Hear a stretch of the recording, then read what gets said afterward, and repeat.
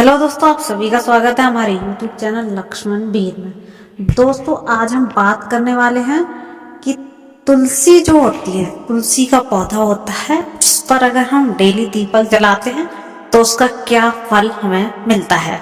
तो चलिए वीडियो को शुरू करते हैं। एक बार माता लक्ष्मी भगवान विष्णु से पूछती हैं, हे स्वामी, तुलसी के पास दीपक जलाने का क्या महत्व है और रोज शाम को तुलसी के पास दीपक क्यों जलाया जाता है? इससे मनुष्य को कौन सा फल प्राप्त होता है? तुलसी के पास दीपक जलाने की विधि क्या है तथा दीपक जलाते समय कौन से मंत्र का उच्चारण करना चाहिए? कृपया आप मुझे विस्तार से बताइए। तब भगवान विष्णु कहते हैं, हे देवी, आज आपने समस्त मानव जाति के कल्याण के लिए बहुत ही महत्वपूर्ण प्रश्न किया है। आपके इस प्रश्न का उत्तर देने से पूर्व मैं आपको एक प्राचीन कथा सुनाता हूँ, जिससे आपके सभी प्रश्नों के उत्तर मिल जाएंगे। इसलिए आप इस कथा को ध्यानपूर्वक सुनिए। इस कथा को ध्यान से पूरा सुनने मात्र से ही मनुष्य के 100 वर्षों तक तुलसी के पास दीपक जलाने का पुण्य प्राप्त होता है। माता लक्ष्मी कहती है, हे स्वामी, इस कथा को सुनने के लिए मैं उत्सुक हूँ। कृपया आप इस कथा को सुनाना प्रारंभ कीजिए। तब भगवान विष्णु माता लक्ष्मी को वह कथा सुनाने लगते। हे देवी, पूर्व काल की बात है, दक्षिणा दिशा में तुंगभद्रा नाम की एक बहुत बड़ी नदी थी। इस नदी के किनारे पर हरिहरपुर नाम का एक अत्यंत सुंदर नगर बसा हुआ था। उसी नगर में काशी नाम के एक ब्राह्मण निवास करते हैं। वे अत्यंत गुणवान, चरित्रवान, धर्म कार्य करने वाले तथा वेदों के मार्ग पर चलने वाले थे। उन्होंने समस्त शास्त्र का अध्ययन किया हुआ था। तब ब्राह्मण की एक पत्नी थी, जिसे लोग दुराचार कहकर पुकारते थे, क्योंकि उसके कर्म ही उसके नाम के अनुसार थे। वह सदैव ही अपने पति के अपमानित करती, वह अपने पति के लिए कुवाच कहती, पति को भयंकर दुख देती, पति के लिए भोजन नहीं बनाती।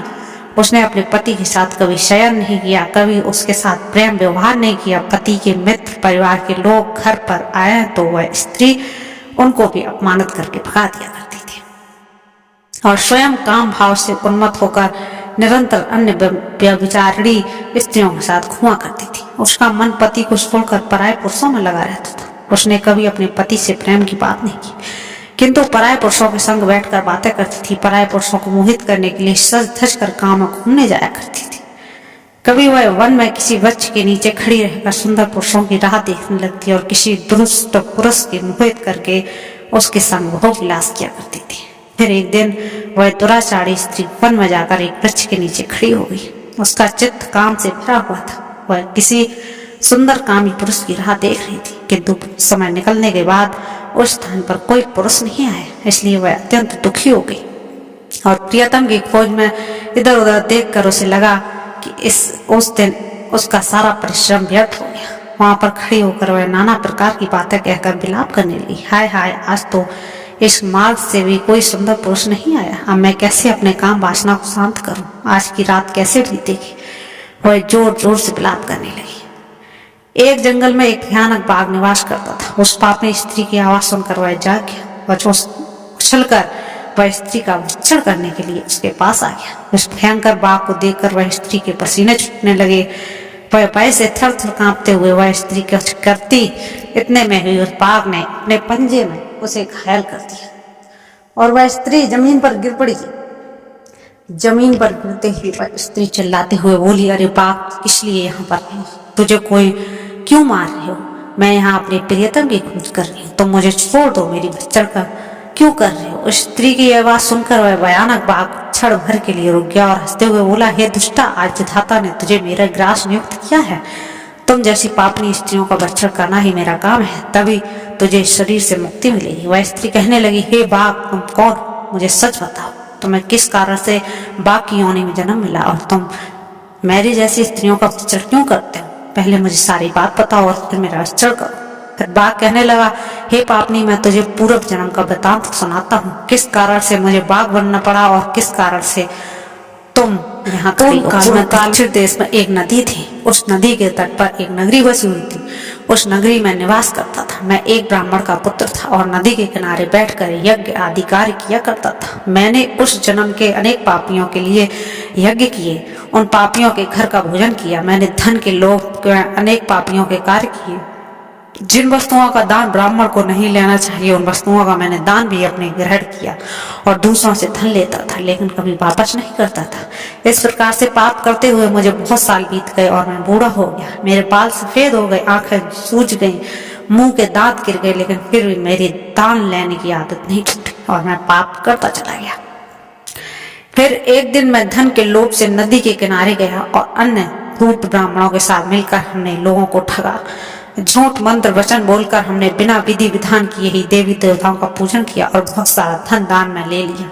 फिर उसी स्थान पर एक बीमार कुत्ते ने मेरे पैर में काट दिया और मैं मूर्छित होकर गिर गया। उसी क्षण मेरे प्राण चले गए।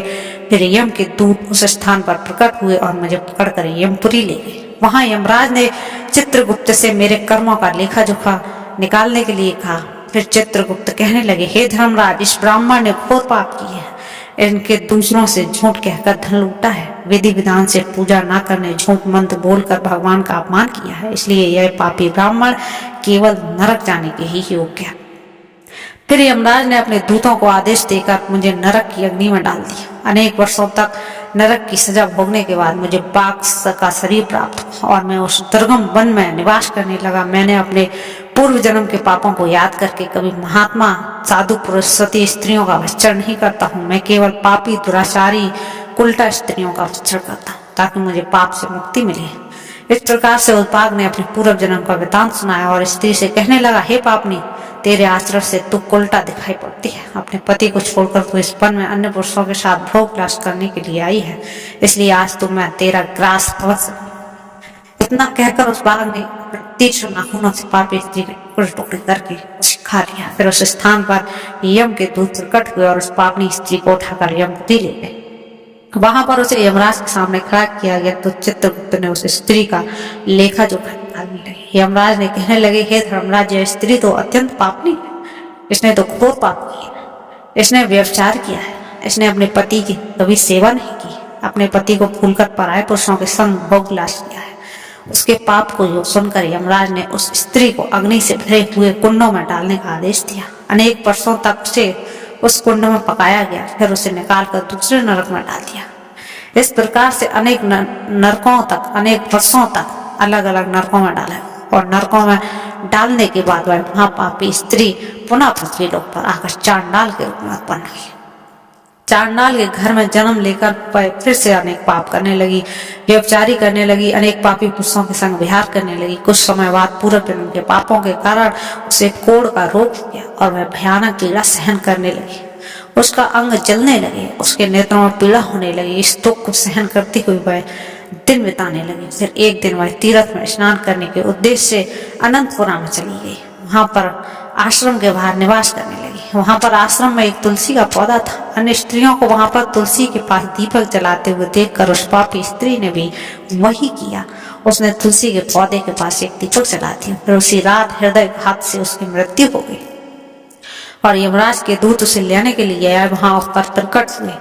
जैसे ही यम के दूत उस पापी स्त्री को पास में बांधकर ले जाने लगे, तभी भगवान विष्णु के दो पार्षद उस स्थान से प्रकट हुए और उन्होंने उन दोनों को रोक दिया। बोला, कहने लगे, हे दूतों, इस स्त्री को तुम छोड़ दो।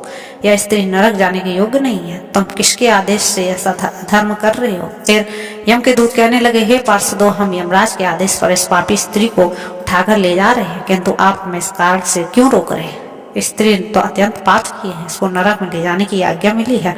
फिर पार्षद कहने लगे, हे दूतों, यह स्त्री तो विष्णु भक्त है, यह नरक जाने योग्य नहीं है।